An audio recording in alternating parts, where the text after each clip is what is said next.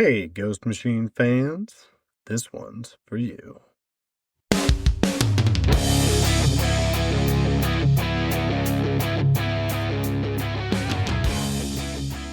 Welcome to the Ghost Machine Fans Podcast, episode 118. The world engine is a-failin', and we need to add some new wardens to our merry band and save this planet. From Earth to Exodus and back, it's time to introduce several new characters via the 4th volume of the official Guidebook of the Ghost Machine universe. I'm Nick, and I'm joined by my sometimes guest co-host and good friend, Rob from Comic Book Chronicles. How do you do, Rob? Welcome back. Nick, I am happier than a pig in poo to be here with you on the Ghost Machine Fans Podcast once again, and how fitting that some of our characters here in the 4th volume of the Ghost Machine Guidebook are pig enthusiasts. We've got Swine 1 and Swine 2, and we've got Pumbaa. If they like rolling in poo, we're not judging them. I don't think you run that kind of podcast. No, we're not a very judgmental nerd podcast. We welcome all folks of all kinds. Well, there you go, brother. There you go. Yes, and after reading the awesome bio for Swine number 2, I do hope that he can avoid those circumstances that you just described for his own hygienic benefit. Well, and what's going on with you? You've been doing some interviewing, and there's the Kickstarter thing going on, or what's been going on? Yeah, I've been lucky, man. Comic Book Chronicles on TikTok, Comic Book Chronicles Rob on Instagram and YouTube. There are other accounts, but those are the main ones. Yeah, I do short form comic book reviews normally, but on the YouTube channel, I also do interviews. And I told myself at the beginning of the year I was going to do 12 interviews minimum, and I've got 10 down. So I'm making progress. Yeah, a bunch have gone up in the last couple of weeks. I talked to friend of your show, friend of my show, Michael Schwartz, and his wife, Rachel Schaefer, about Till Death, their new graphic novel from Clover Press. I talked to James Edward Clark, who is the artist for Florida Hippopotamus Cocaine Massacre over at Mad Cave Studios. Got to talk to T.S. Luther about his book, The Digger, at Invader Comics. Mm-hmm. And then this week, an interview came out with Sasha Kaplan, who goes under the moniker Jewish Comics Queen. And she's an editor on a collection called Chutzpah, a Jewish celebration in comics. The Kickstarter is up now. You go to my pages, you'll find a link to that campaign and that interview. I'm not Jewish myself, but I'm a big fan of diversity and diverse voices in comics, and I encourage you folks to check that out.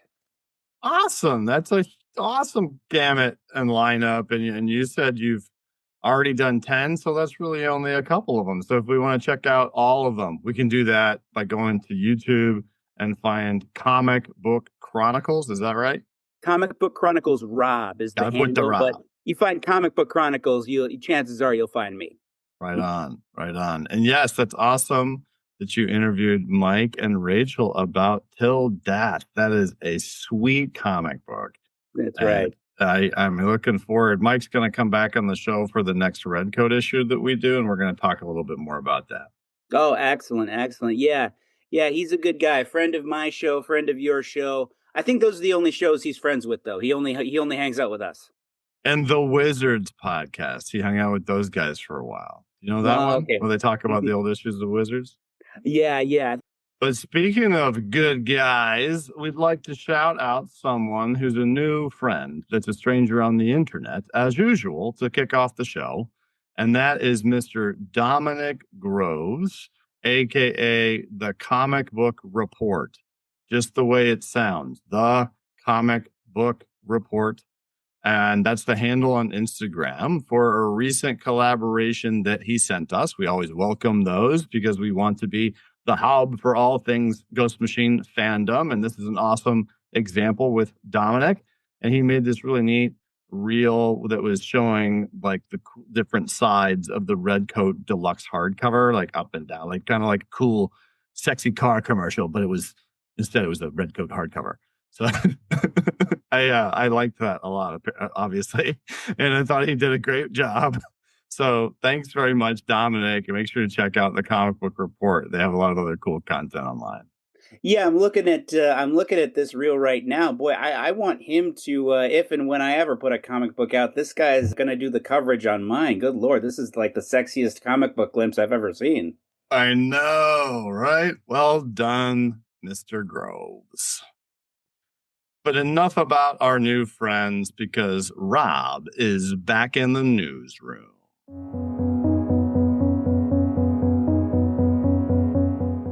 That's right. Today is Wednesday, August 5th, which also just happens to be the release date for the fifth volume of the official guidebook of the Ghost Machine universe, which is all about the characters from Hyde Street. We'll be talking about that issue in the near future.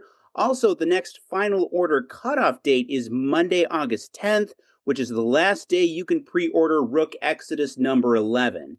And then one last bit of huge news, quite frankly, in our universe. Ghost Machine Pro has posted 5 preview pages of First Ghost by Brad Meltzer and artist Gene Ha. They're black and white for now, but they'll presumably be joined by Wesley Wong's colors in time. Nick, did you get a look at that? I did. And so, have you heard about the fabled Nothing But Positive Thoughts and Vibes San Diego Comic Con Ghost Machine Ash Can? I heard a bit about it, not much yet. Okay. Well, that is a comic that in the inside of it had these preview pages. Right. But since then, Ghost Machine Pro has posted the preview pages of First Ghost that they're in online. Like you can just go to their Instagram now and flip through it. Right. And so they're really cool. You know, it's black and white. Yeah, I'm a big Gene Ha fan. I think I've told the story on this podcast before about how I met him at an Anderson's bookshop event in the Chicagoland area many years ago, and he drew me wearing a Batman mask. So I'm a big Gene Ha fan for selfish personal reasons, but the guy is also a hell of an artist, and it looks like what we've got here with First Ghost isn't going to be an exception. I mean, I know we've been looking forward to seeing what Brad Meltzer's had up his sleeve for a long time. I don't think he could have a better partner than Gene Ha, quite frankly. Yes, I remember you telling that story. And I also remember Gene Ha always makes me think of the adventures of Cyclops and Phoenix, even though it's been a minute. Yeah. That's like, or a few minutes. But that's an awesome book. And that just was one of the first times I remember seeing his art and being like, ooh, this is different than a lot of the other stuff that was out there at the time. The preview does emphasize, we knew Linus Nash, Sarah Nash's son, was going to be the main character. I don't know if I should call him a protagonist yet, but the main character. And most of the preview pages involve him. Right, yeah. That's exciting. You know, fans are asking about that. And at the Comic Con, we were told that 2 issues were done. And we got to see covers even through the second issue. So it's a book that is materializing. It's happening. The specific date of which I still don't have, but I'll get it for you as soon as I do have it, Ghost Machine fans. Yeah, you got to go to San Diego Comic Con, man. I heard about that on the last episode. I'm not going to say I was jealous. I think that goes without saying because you got to hang out with some creators. Yeah, it was a really awesome time, and next year you will be required to attend, and then it'll be fun. Hey, you know what? Pop me in your suitcase, brother. I'll go. And Wesley Wong, I'm not super familiar with Wesley Wong, but I checked him out, and he's done a lot of cool stuff as well. So excited for the First Ghost coming from the world of the unnamed. Absolutely. But we're talking about the Ghost Machine official guidebook volume 4 today. Rob was talking on the news about volume 5, which is all about Hyde Street, but volume 4, which came out a little while ago, is all about the world of Rook Exodus. And as usual, before we talk about this book, we need to take a moment and talk about the 3 mind-blowing, all 3 2-page spread wraparound covers for this bad boy, because it is so much fun. The combination of the fact that we get to see, did you notice, Rob, that the 3 artists all are not Jason Fabok that did these? It took me a minute. I just assumed that Fabok would have done the A cover, but no, it was, as I understand, Gary Frank. That's right. So the A cover is Gary Frank. And what I love about this is all these characters we've met some of them. We're meeting Hmm. some of them for the first time now, like the dude with the eye and the bandit, and we're going to talk about some of that. Others we've seen but don't know much about. Others we've seen only like a brief headshot of. Others we've seen come and then die. But none of them have we seen rendered by Gary. And Hmm. so I love that. You know, this is just a tableau. Like if I am new to this universe and I walk into a comic book store and I pick this up, I'm like, ooh, what is this? Like if you like D&D, source books, world building, any of it, you're gonna pull these covers out and just be ready to rock. I like to an extent that all of the Ghost Machine creators have kind of stayed in their lane. As far as Jason Fabok usually, sticks with Rook Exodus, Yvonne Reese with Hyde Street, et cetera, et cetera. But this is a nice sort of exception to the rule where we have artists blurring into different portions of the Ghost Machine multiverse. And what's really cool is that Gary Frank on this first cover, what I love about Fabok's art is that he's so detail oriented. Like hyper detailed, and Gary Frank is able to kind of put his own spin on that. And then I believe it's Brad Anderson, who's still the colorist here. Mm-hmm. So you've got that element of the familiar, and then you've got the new element there. So we've got some new characters popping in there, but then the B cover, it's the same deal. An artist we very rarely see draw in this universe, but it is someone who we are used to seeing do wraparounds, and that's Brian Hitch. Absolutely, Brian Hitch is normally our artist for Redcoat, and of course now here he's taken on the Rook Exodus universe. Is this an homage to a classic DC story, Nick? Am I making that up? You mean like the cover format? Yes. I I feel you mean kind of like how the actors are placed in the photo per se? More the way Ghost Machine Universe is font. I don't know. Maybe I'm Oh, making the that up. font Yes. that has been utilized. Yeah, I do. I know what you mean. Yes. So the old guidebook to the Marvel Universe or DC Universe stuff, even when these were originally being talked about, they mentioned like I think in some of their like emails out to their fan list that was some of it was like a callback to that type of thing. Okay. And I do believe that all the B covers drawn by Brian Hitch have the font you're talking about. What he means, Ghost Machine fans, is that blue and yellow lettering with like the starry inset. Yeah, it struck a familiar energy, a familiar vibe with me, and it seems like that's what he's going for. I mean, obviously, Ghost Machine, a big part of the appeal of this universe is that it's largely not Marvel and DC, but it's kind of got that familiar again spin to it. Yes, and it's really cool. There's just so much movement and awesomeness there. And it's a very small detail, but when we've seen Ka, the snake warden, previously in the book, which is not much, Right. and on the A cover where she's got like she's doing like a snake dance type of deal. Uh-huh. In the B cover, she's got a bullwhip like Indiana Jones. Yeah.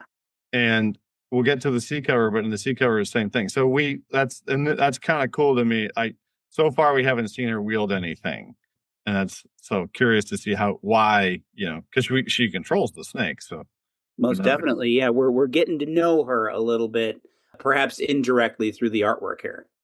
And the C cover, like this would be a tough one to like pick your favorite cover, Oh gosh. and it's a testament to the lineup, right? Like that this company has. Absolutely. And no, I mean it's an elite group of creators because we got cover A by Gary Frank, we got cover B by Brian Hitch, and then we got cover C by our friend from Hyde Street, Yvonne Reese, and Danny Mickey, who is our inker. And then we've got again colorist Brad Anderson. Boy, just more gorgeous detail here with the cast. So much energy. There it's not all coming out at the reader. The energy is very much, placed within the image. It's going this way and that way. It's fascinating to look at, and again, so detail oriented. Yeah, that's a really good point about the movement and how everything is not circuitous, but like everything is feeding something else in this image. Mm-hmm.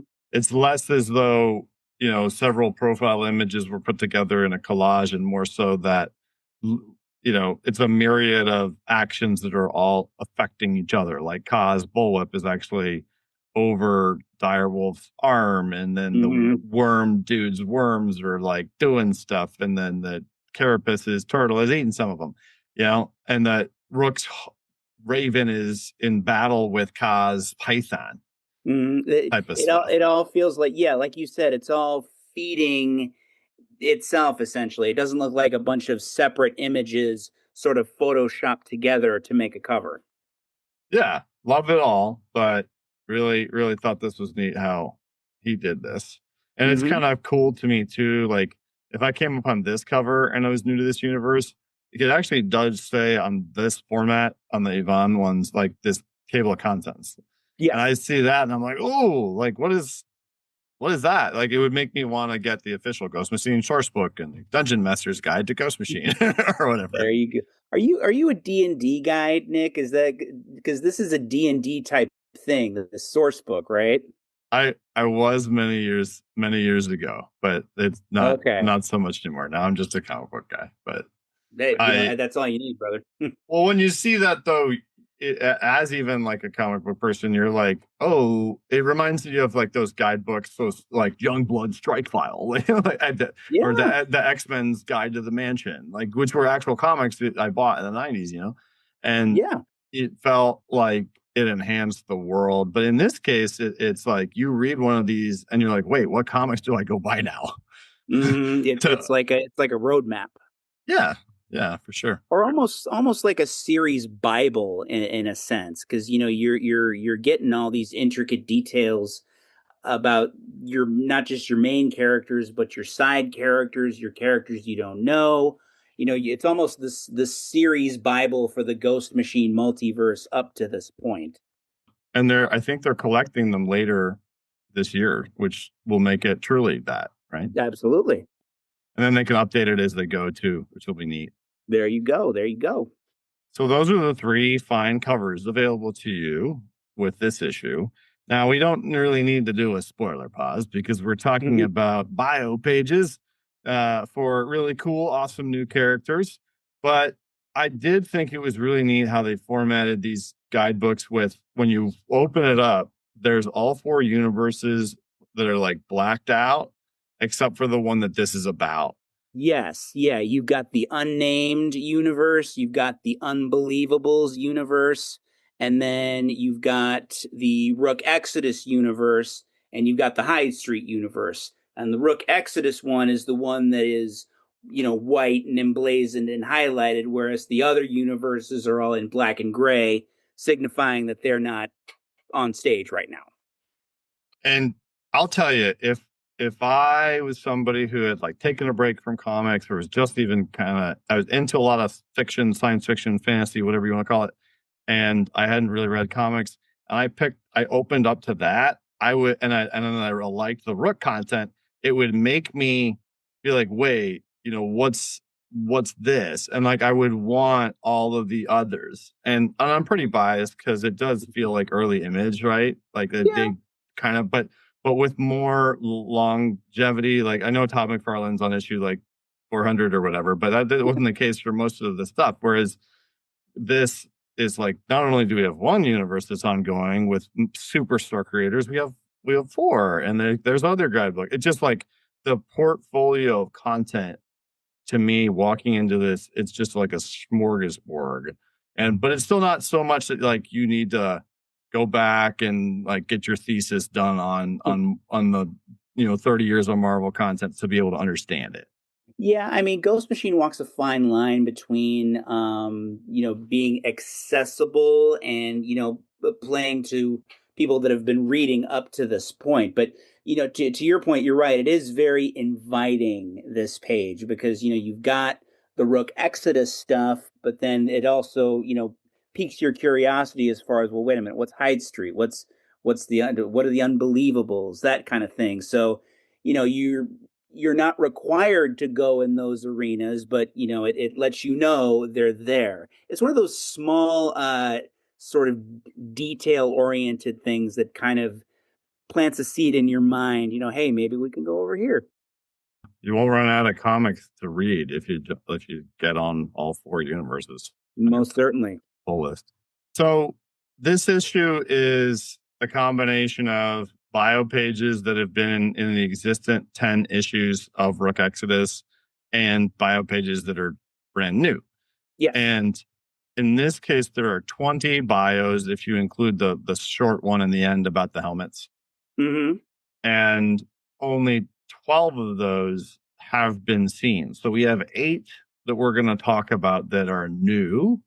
And this is something, have you ever read JSA by Jeff Johns, David Goyer era at all? A little bit, not recently, I should say. I have some of the issues up in my archives, but it's been a while since I've looked at them. Well, in those issues, they've started to do these bios. Yes. And the thing is, that was in the era of trading cards and all the other like different things you were going to make. But Jeff made these to hint at stuff. Mm-hmm. And to like reveal stuff and or give nuggets to the really dedicated people that read it all and paid attention. So what I love about these bios, really for all the universes, even before they did these guidebooks, is if you read them, it's like there's usually like a sentence or two in there that reveals something new. And in this case, though, there's a lot of foreshadowing. There's a ton of new information revealed. And the very first new one is a character we've seen in the comic briefly, but we haven't seen a bio for him, and that's Arachnid, this spider warden. But yeah, I think he's seen like crawling towards them in his big mechanical shebang, and then he gets close to Rook at one point when they're like released from the webs, and his helmet opened, and in that moment he said some things like to kill him, and it's really the spiders in control and that kind of stuff, and that's all we knew.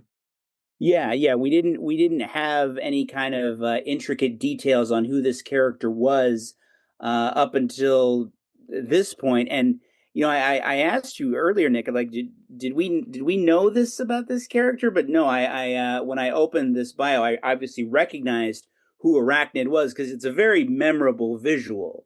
He's got the mechanical spider body, and then he's got the human arms with the helmet, but I didn't realize, and I guess it's new information, that the spiders, for all intents and purposes, because normally you have the wardens that control the animals, right? Mm-hmm. That's the idea. Yeah, I mean, it's not the animals that control the warden, except in this case, it is. You've got the spiders controlling this giant robot creature with a human mind, and they get to sort of exert their will over the planet Exodus, which is a really interesting kind of reversal of the usual dynamic that you see with Rook and Rook Exodus. So, yeah, I found that really interesting.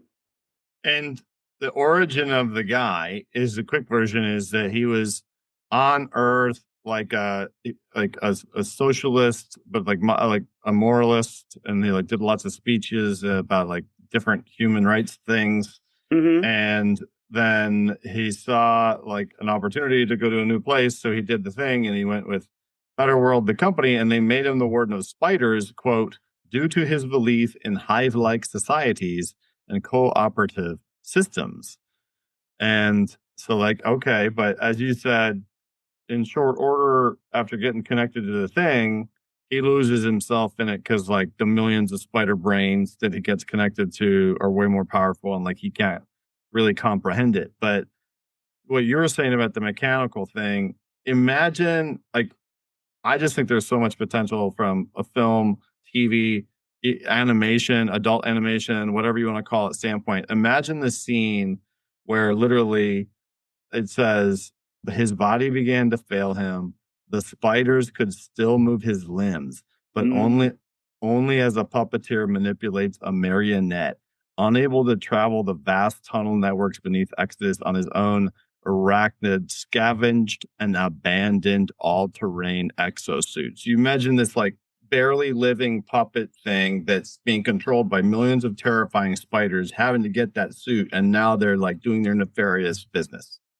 Yeah, it makes you. I don't normally judge comics by how they would work as TV shows or movies, but it does invite curiosity as to what does a human body move like when it's being controlled by, I guess spiders aren't insects, but what does a human body move like when it's not being controlled by a human?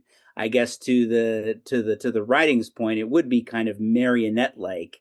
But yeah, I mean, Rook Exodus in general is a very cinematic book in terms of its presentation, and yeah, it would make a hell of a visual presentation.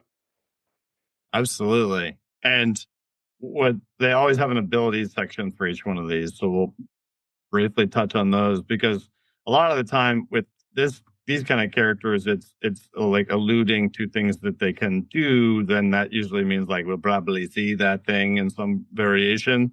Hmm. And part of that is that it'll like because he controls all these spiders, he can surveil vast distances because he can like see what they can see. And that's cool. I hadn't thought of that. Like you wouldn't think of that. You would just think like lots of webs and death, Hmm. but that's another cool point. And then there's some cool stuff about how powerful his armor is from a mechanical standpoint. Nick, what's a hive-like society? Like it says that he had a fixation on like hive-like societies and cooperative systems. What do you think that means?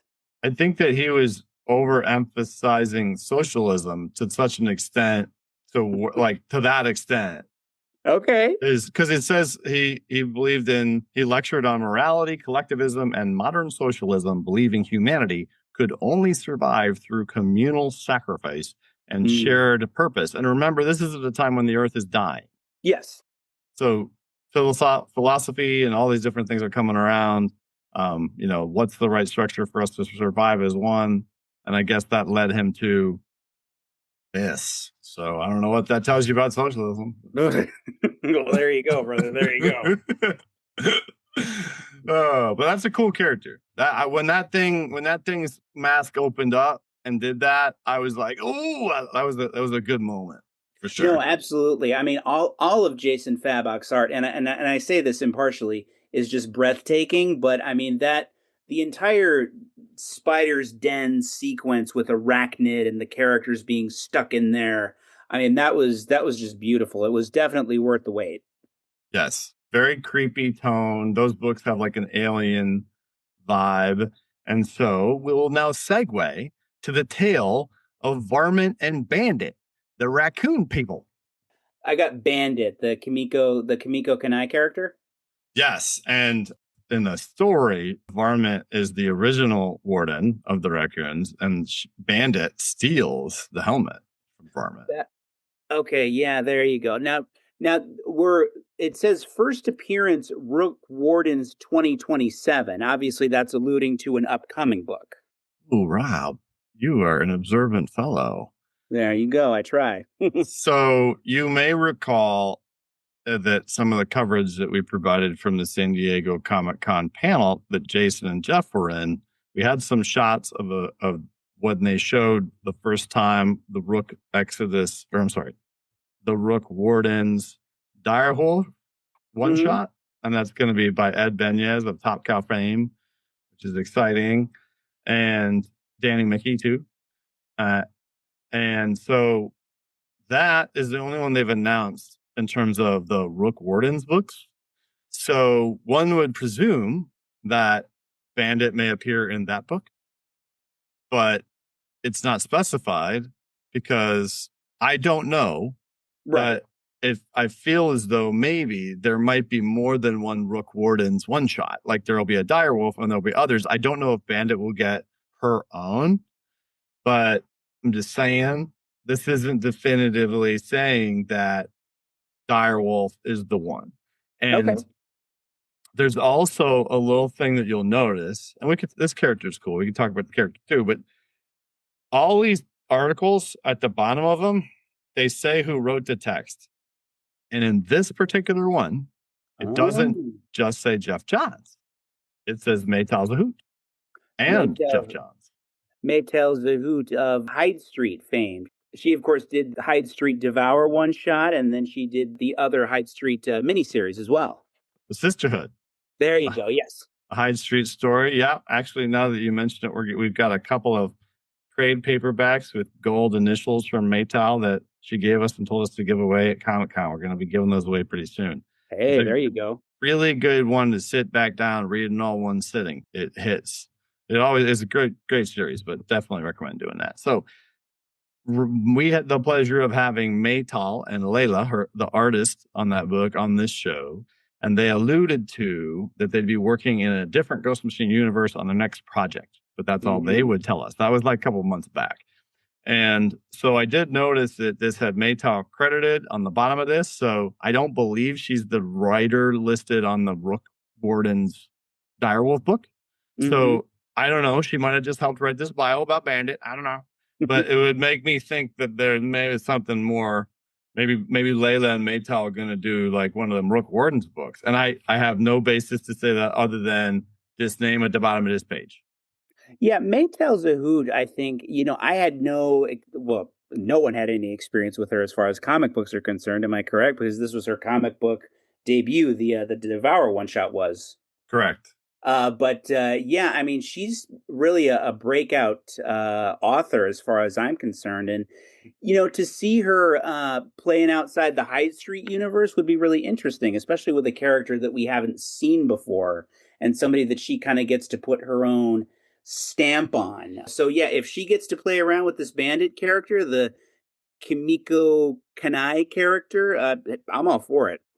I agree. And Layla Lee's art is awesome. I have no idea, but like I do know that they wanted to continue working together, and the next thing they were going to do was together. So I guess we'll see. But Bandit, Warden of the Raccoons, grew up on a dying Earth, ended up on Exodus under the tutelage of Varmint, someone of a similar nature, and then betrayed Varmint, took the helmet. And it now sounds like she's very speedy, sneaky, and that her bond with her raccoons extends beyond the helmet itself. The animals display genuine emotional attachment and loyalty toward her, often protecting her, even when not under direct command. I thought that was a very interesting detail. Yeah, I wondered with this character, like, okay, raccoons. Like, what do you do with raccoons? As far as like, I mean, because what do you think of in terms of, what a raccoon can do that other animals can't do? But it kind of looks like they're diving into a more of an emotional bond, and they're diving into the scouting, theft, distraction, sabotage, sort of the sneaky stuff. Okay, I'm curious. Yeah, she's the thief, the rogue in the party, right? There you go. So that's cool. And I think that's going to be a fun story, it seems like, because in the end, when we encounter her, she's already got her happy raccoon family and all as well. There you go. I like the detail on this costume too that we see from again Jason Fabok and Brad Anderson. You see like the little claw gimmicks on the boots. I think those are interesting. She's got like knee pads, which for some reason I didn't expect. And then just the design on these helmets is just always fantastic from Jason. And then she's got a scarf, which is kind of that is a scarf, right? Am I right there? I'll give it to you, yeah. It's quaint. It's the kind of thing that I don't think you see on everybody else. So anything you can do to set these Warden characters apart from one another visually is a great thing. And I just think that's a cute little detail. I know. If they were action figures, people would buy them up even if they had no idea what the comic book was. Just saying. Fingers crossed, folks. I bet Todd's already looked at that. They were spending a lot of time together at that convention. So the next one that's new is the article for Better World. And we know, like, we've had plenty of mentions of Better World to not have an article about it. There's an article already in the series about like the planet.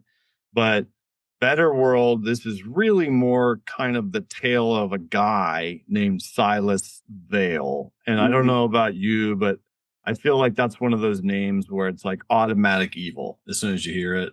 Yeah, it's weird. It's like what is it the Silas or is it the veil or is it the combination of the well, you know what it is? You know what it is? Veil is spelled VALE, but then you've got like a veil, a shroud, VEIL.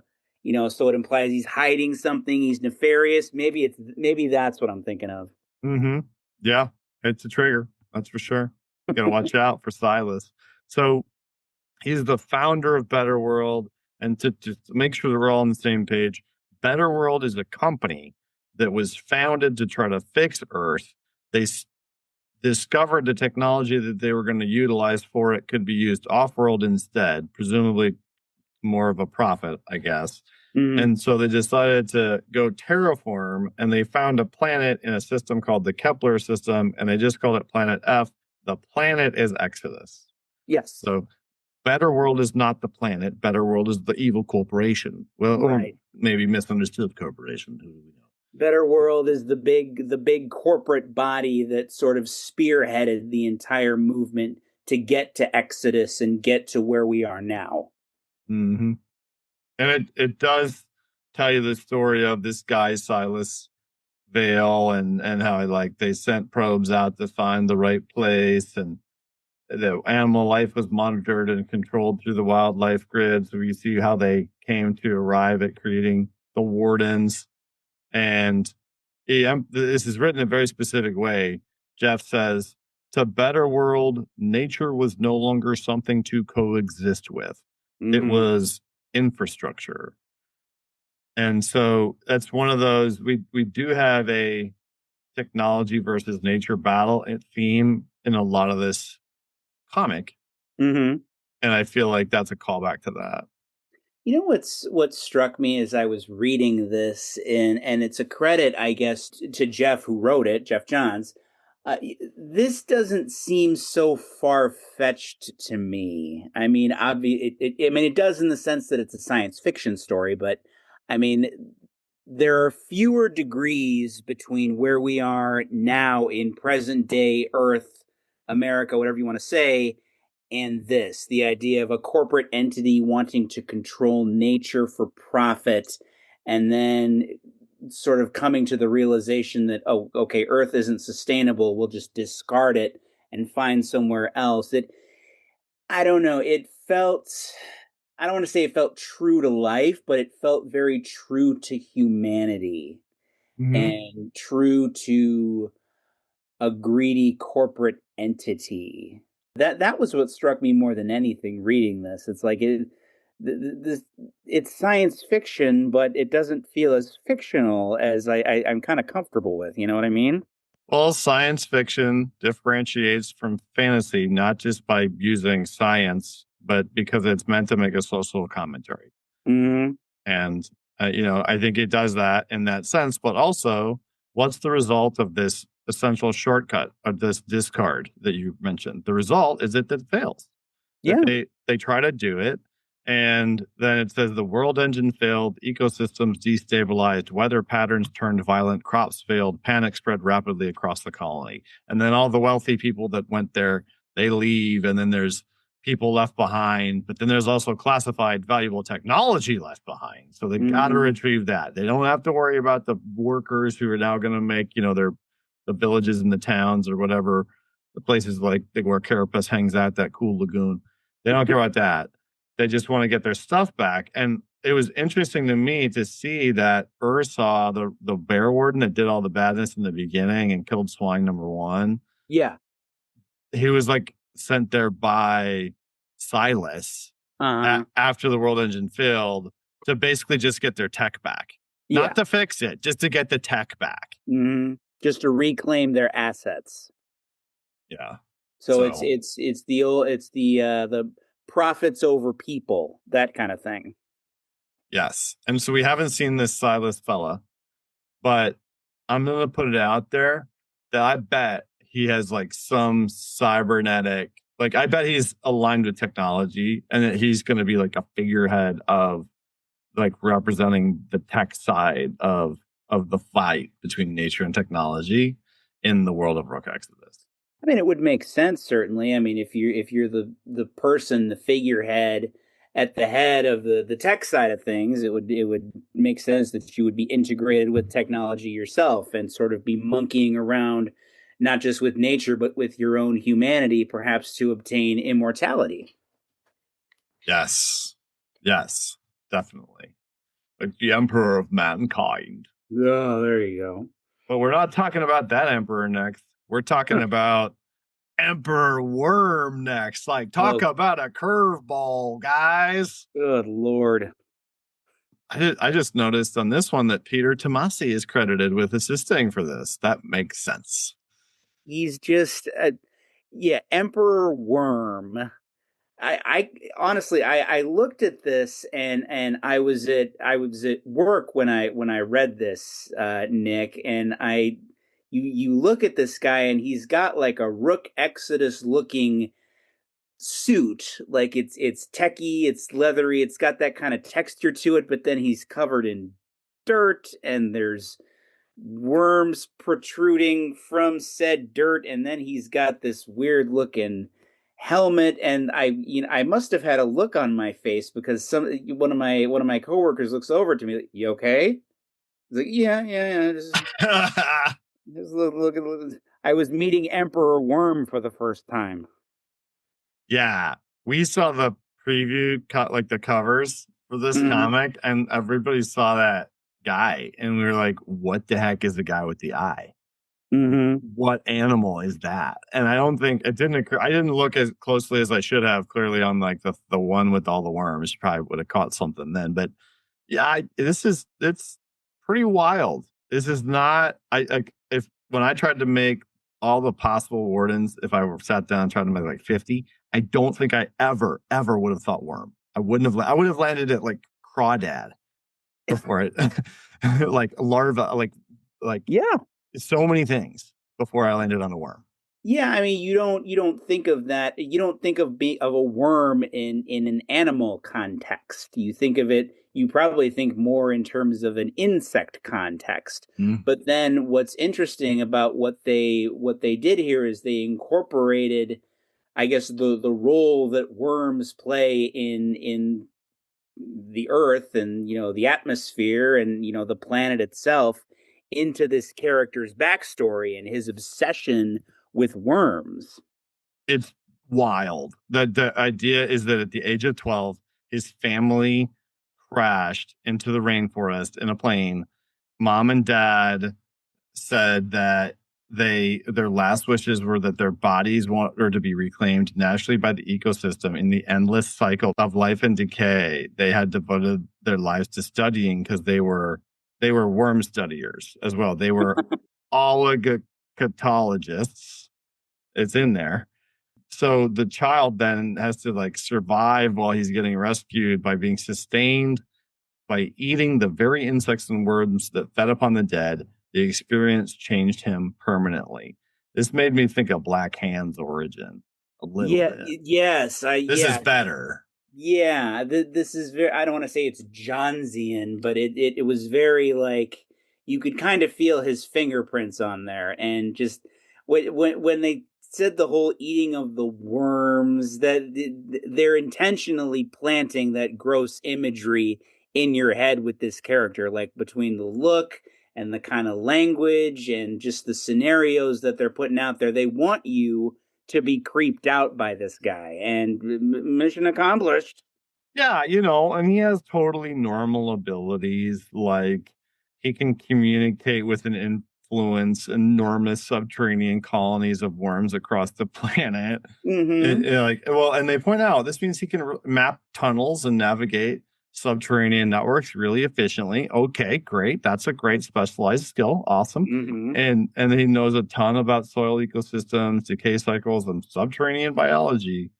And he's one of the most foremost scientific minds on Exodus. So in my world, if Peter Tomasi and Jeff Johns, because they're both on this one, Yeah. mention that, that means that our heroes will need to interact with Emperor Worm because of his scientific mind And it's going to be trying because they're going to have to deal with him and how weird he is and how he probably smells and all those things. Oh, great! I hadn't even thought of that. Thank you, brother.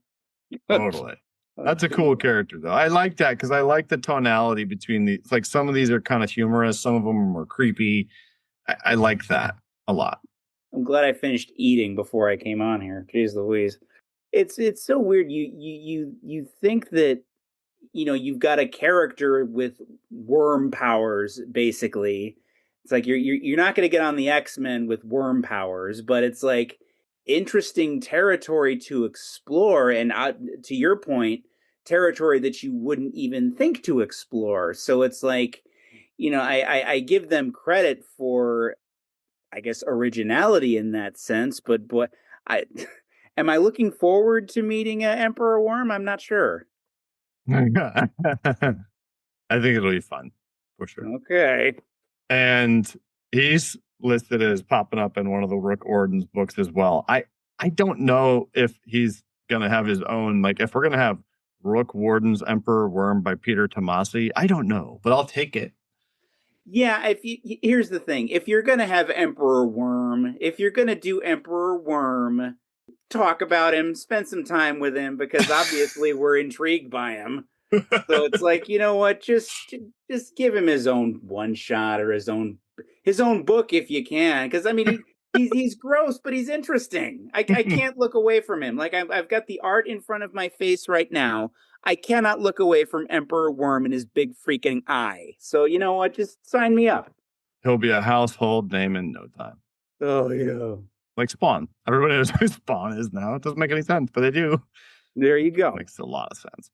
So the next one that is new is Hardhead, which is another funny one. Like almost all, to me, it was like almost all funny. Yes. This made me think of a Teenage Mutant Ninja Turtles action figure that you would buy in the 90s that like wasn't any of the turtles, obviously, but it would be a random TMNT bad guy. Like you had Wingnut, you had Screw Loose, and here's Hardhead thrown in there. Yeah, with Bebop and Rocksteady, and the one that was a snapping turtle that I can never remember the name of. Toka, and Razar, my friend. Oh yeah, I remember. Yeah, the Razar. That's a good comparison because this guy is a big 6'4", 250-pounded former demolition crew person that ended up becoming the warden of the Rams. And it was like a big controversial thing because a lot of people didn't agree with that, but because he just was like a knucklehead who was just a pain in the butt, but it just exemplified his personality. And apparently, when he got into the warden's program, all that kind of didn't really matter because the other wardens liked him a lot. So I thought that was interesting. Yeah, it said that when the world engine failed and Exodus collapsed into chaos, Hardhead thrived, which I think is kind of a subtle message about the brutality of the apocalyptic scenario that we face here. Sometimes you don't need a brilliant scientific mind for everything. Sometimes you just need a brute. You need a hardhead, and lo and behold, here we have one. See, Warden of the Rams, which has a certain ring to it, by the way, I can see. Warden of the Worms, less easy to see. Warden of the Rams, I can see. I can see why he went with Emperor Worm. Like he's like, no, it's just because Warden of the Worms sounds weird. It's hard to say. It's fine, guys. Hey, Warden of the Worms. Good Lord. Yeah, say that 3 times fast. So yeah. It is really funny though, because Hardhead possesses a surprisingly strong sense of loyalty and protectiveness towards the people of Exodus, particularly children, as well as men and women who remind him of the crews he once worked beside. So, and he chose to stick around, not because he's like, screw the planet or whatever, but he wants to just live life on this planet and protect these people. So he must, I guess that makes it jives because it makes him short-sighted.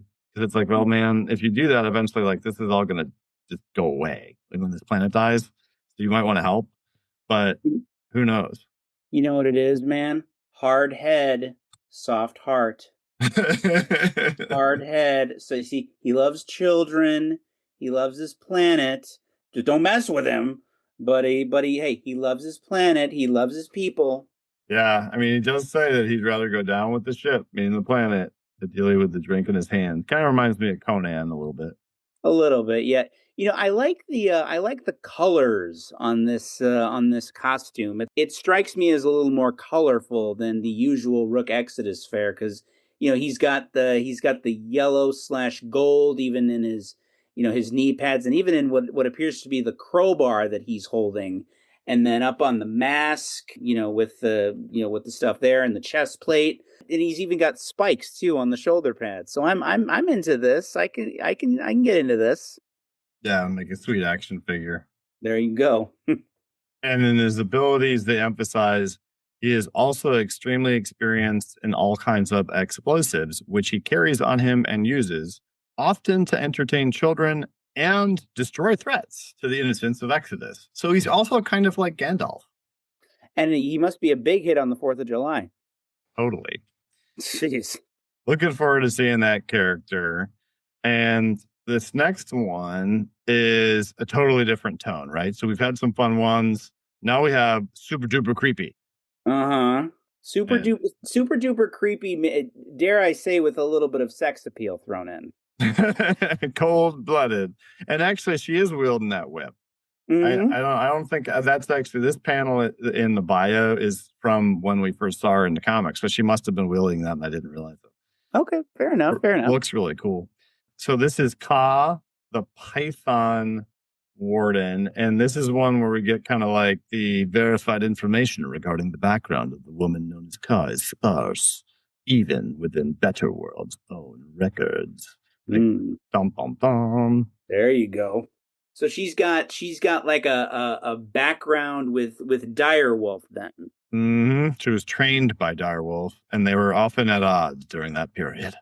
Because I guess Ka was a little too out of control, a little too dangerous. Is that what it is? I think a little too able to disconnect from like morality, maybe. It's that thing. Like a cold, like very cold-blooded, if you will. Ah, there it is. There it is. Okay. Fair enough. Fair enough. It does mention that Ka actually appeared fascinated by Direwolf's leadership abilities, tactical instincts, and belief that wardens existed to unite the world. So she looked up to Direwolf, but because she has this personality, these traits of this cold-bloodedness, I guess after the World Engine failed, it says she aligned with Ursa, and that's what we saw in the comic. Mm-hmm. And ultimately she vanished, and we don't know where she is. But the rumors persist that she continues to watch the surviving wardens from afar. Like a snake in the grass, if you will. Waiting to strike. Give me a confrontation, a fight between this character Ka and Direwolf. Sign me up. Sign me up. I mean, because so much. Obviously, the book is called Rook Exodus, and obviously, Direwolf is not a main character, but I mean, it's her father that they've been pursuing in the more recent issues. You give me a fight between Direwolf and Ka. Hey, loop me in. Sign me up. Yeah, I bet that's coming. That's going to have to be a lot of wolves because I think she's got some big snakes. Yes, it seems like it. Jeez. And she's essentially, I guess both of them can pull all of them on the planet if they wanted. But the mask looks cool, very snake-like. So it's kind of got, for some reason, I wanted to say poison ivy-ish when I saw this sketch for this art for the first time, because it's kind of got the alluring meets the dangerous. You know what I mean? Oh, definitely. And she's got this like either a snake skull tattoo on her right arm, like a sleeve, or maybe she's changing. Oh, good Lord. If she sheds her skin, I'm going to freak out. Oh, I didn't think about that far. Yeah, that's no longer a cool idea. Well, there's shedding involved. Well, hey, you know what? As long as we don't see it, that's what I care about. The next one is a little bit of a relief from the creepy, and that is not swine number one, rest in peace. It's swine number two. And that is this young fella, this young 16-year-old fella that we've seen in recent issues of the book. Yeah, it took me a minute to remember who this character was because we don't see much of him. He goes by Patch. He was there for I think a couple of pages. Am I right about that? Yeah, at the Yeah, tail end yeah, and in the snow. Well, it's interesting because thus far, Pumbaa, the main animal from swine number one's drift, after swine 1.5, we'll say, the guy that stole his mask that got gacked, got killed, Pumbaa then started following Rook around. And the mask for swine was just like on Pumbaa's, like on the gear that Pumbaa was carrying around. So nobody had claimed it. And this fella, Patch, he just runs into the drift when all the animals are fighting outside of where the world engine is, while the heroes are inside fighting the spiders and doing that. And so the reason I say all that is this says that he's the warden of the wild boars and pigs. We have yet to see that officially be the case, but he seems familiar with the technology. But he's also the first person that we have learned was born on this planet. He was born on Exodus, which is pretty cool. Yeah, I did notice that. He's a first generation Exodus kid. He talks to people who barely remember what Earth was like. So Earth is like a distant memory. And yeah, that's an interesting detail for this character. I like that he's got kind of in terms of his look, he's got kind of a scrappy DIY, put it together at home armored look, at least for my money. You know, his stuff looks kind of scrappy, but he's obviously got like a tender-hearted side to him. And yeah, you know, anybody that Pumbaa is with, I'm at least going to take a passing interest in because I've got a soft spot for Pumbaa. I know. I remember you did a funny video like like a year and a half ago now, or 2 years ago, or something. Yeah, if you name the pig Pumbaa, you're gonna invite Lion King comparisons, which invites me to do my Nathan Lane Timon impression. Come on, man. And foreshadowing about Patch is that he is, like what you said, he is a scavenger, thief, and improviser. He can repair machinery, rig traps, and turn junk into useful tools and weapons. He's an improviser? Yeah, that's what it says. No, I know that's what it says. What does an improviser do in a post-apocalyptic setting? Was he going to do a hoedown? What's he going to do? Well, they stop and they do a podcast about it on the spot. There you go. See, a man after my own heart. See, I like this guy. Yeah, he just whips together an outline, bullets only, and improvises the rest. You ever been there? You go. See, you know what? He's going to be the first podcaster on Exodus. Yeah, right, on the short band wave radio or whatever. Exactly. Pirate radio. Swine 2 in the morning. But I like it. I noticed John says Swine 2's Warden helmet will grant Patch the ability to communicate with and influence wild boars and pigs, which to me says it's coming in the future. Oh yeah, most definitely. Maybe his improvisational skills will help him despite his lack of experience in the Warden realm. It certainly sounds like it. And we have one more, and it's a very cool one. It's a bit different than all the others, and there's some deep world building in it, and that's Tatanka, the Buffalo Warden. And he was a doctor on Wyoming's Wind River Reservation, and he took on the role of his father. He's a member of the Eastern Shoshone tribe, and ultimately ended up, doing literally stuff with his culture and the buffalo, and then he became the warden of the buffalo. Better World wanted him to be the warden of the buffalo, and he said, only if you bring my whole tribe with. So he's like a healer. He's like a I don't say he's a doctor type, but obviously, well, I guess he is a doctor type. So he's like a doctor, a healer type. Yeah, he's one of those fellas that like takes care of a community, binds them together, also literally is the doctor within that community. It says he strives to live by the principle, do no harm. But Mm. beneath his calm demeanor lives a formidable warrior. And he's got the thing, if you've seen Last of the Mohicans, Yeah. he's got one of those, it looks like. Mm-hmm. And he's got a super sci-fi bow. And I'm very excited to see this character. What's he holding in his hand? Is that a axe thing? Is that a blade thing? What is that? I believe that is his family's traditional gun stock club. Are you sure that's what it is?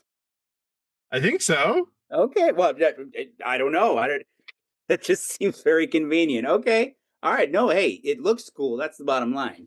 I think what it is like the part you would hit somebody with. If you like turn that and imagine that going here, Yeah. it's the stock of a gun that's been removed and turned into that. Oh, okay. Okay.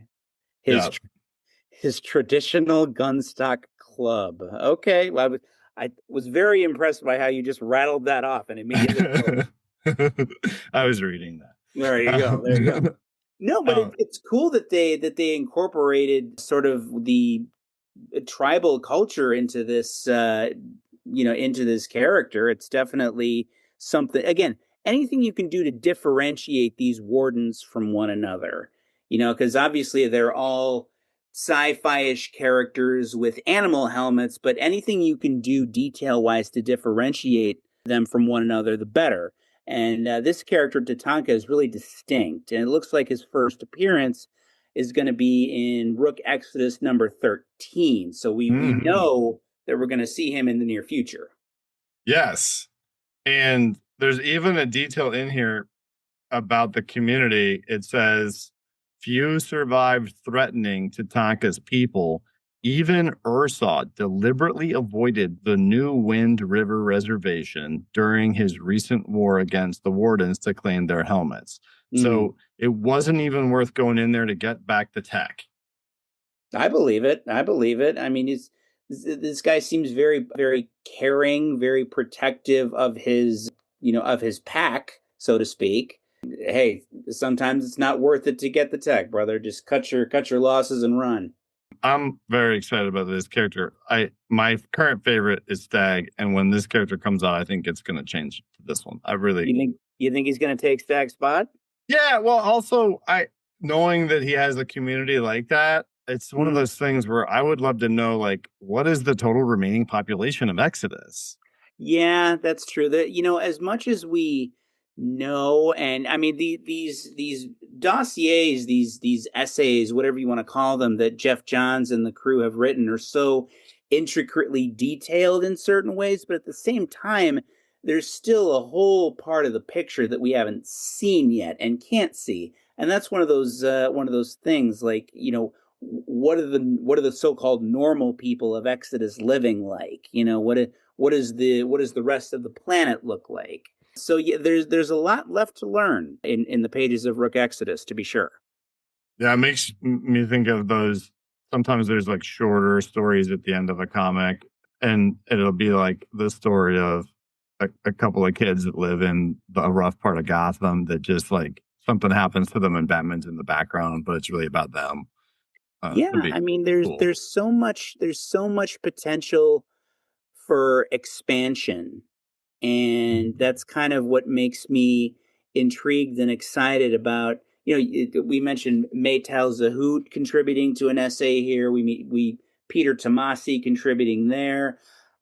Certainly, we don't. I don't want to say we don't need them, but I mean, this is a Jeff Johns story. This is his world, but I mean, inviting other creators in and exploring it from different angles would definitely be interesting. for sure. And the next issue of that is 11.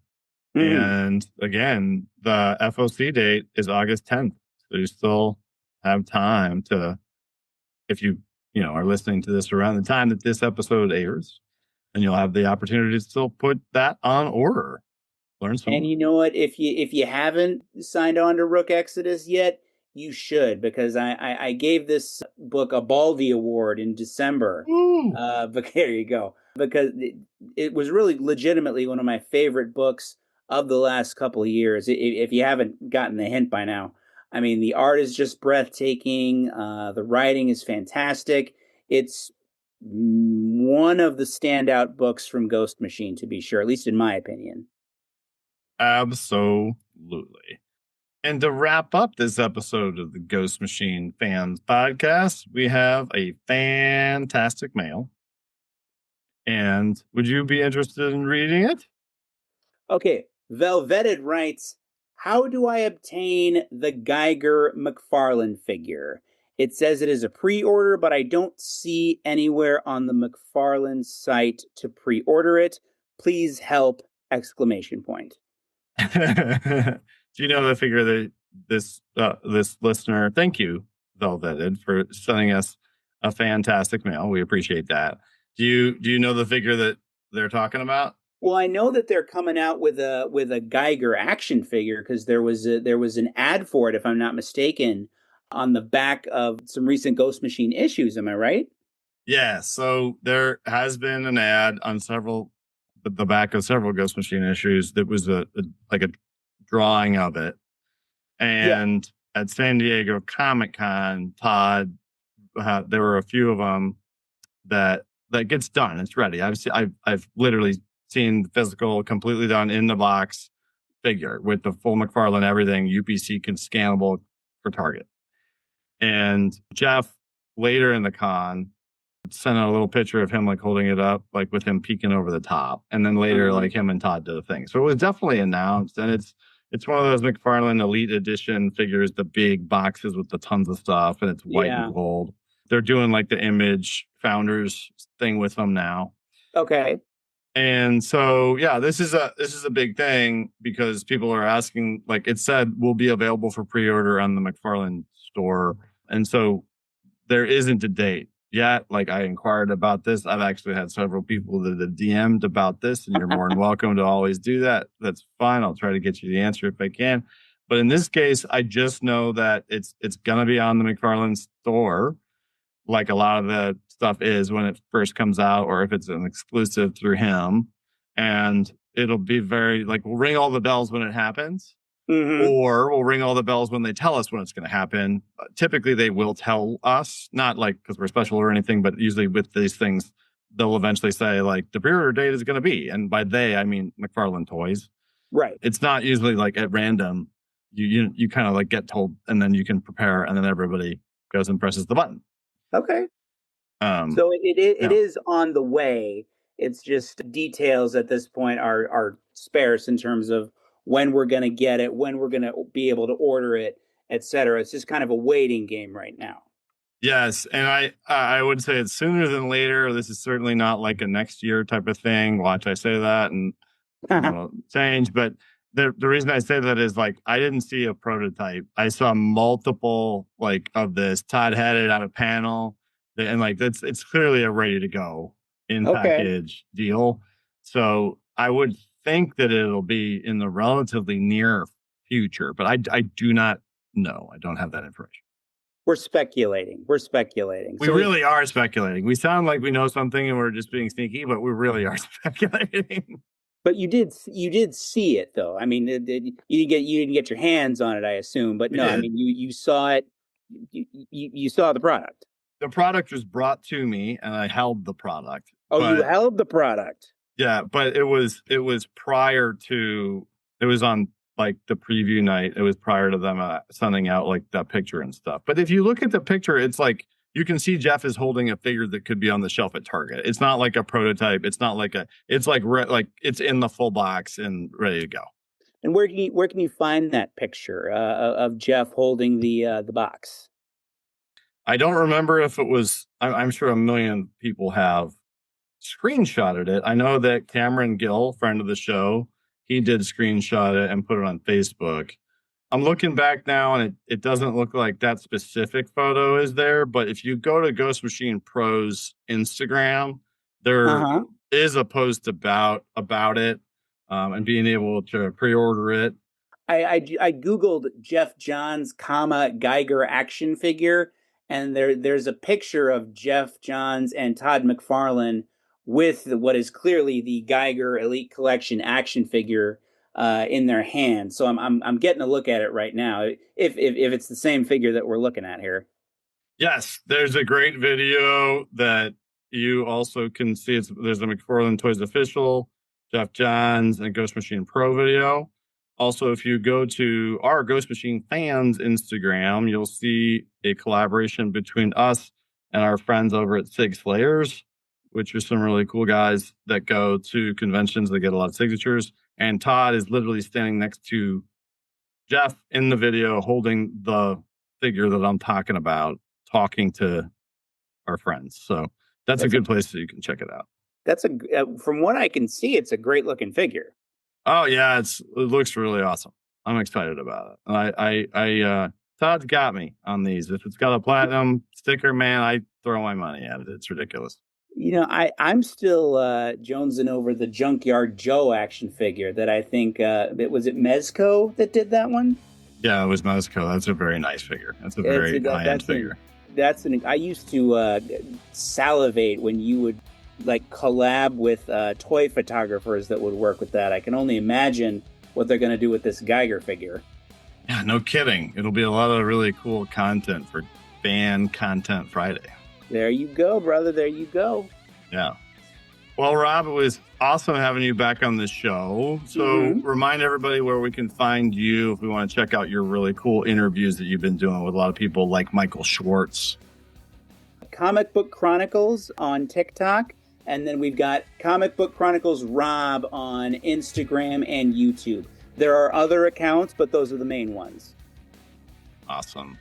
And if you'd like to check out all of our other content, you can do so by visiting www.ghostmachinefans.com, where you'll find our wiki, our social platforms. And if you want to join the conversation on Discord, you can find the invite on our Instagram profile at Ghost Machine Fans or at the Ghost Machine Comics Reddit under the announcements. And thanks so much for joining us on the Ghost Machine Fans podcast. So many characters from Rook Exodus podcast.